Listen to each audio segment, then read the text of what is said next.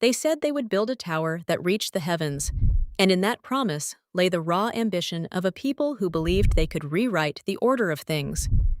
Imagine a plain crowded with scaffolding and cranes of ancient design, voices raised in a single tongue, brick upon brick climbing toward the clouds. The story of the Tower of Babel is more than an origin myth. It is a mirror held up to human aspiration and the unforeseen consequences of unity turned absolute. At first, the plan seems sensible. A single language binds cooperation. A shared purpose accelerates achievement.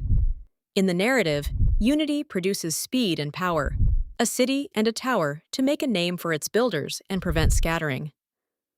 Yet within that very strength lies vulnerability. A centralized project driven by uniform thinking becomes fragile to hubris and to the possibility that a single way of seeing the world might crush difference rather than celebrate it. Then comes the rupture. Voices split. Where once commands were clear, instructions falter into a chorus of misunderstandings.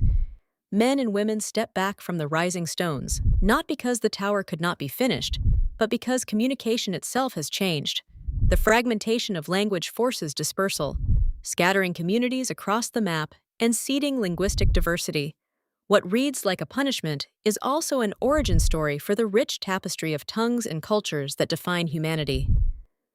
There is a dual lesson here.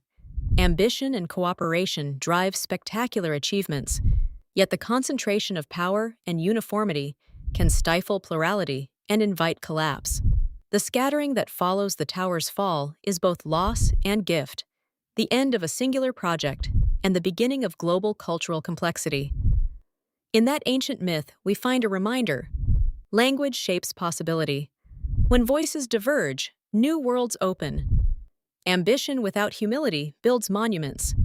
Humility without ambition may yield little. The challenge is to balance the two so that our highest constructions do not silence the many voices that must live within them.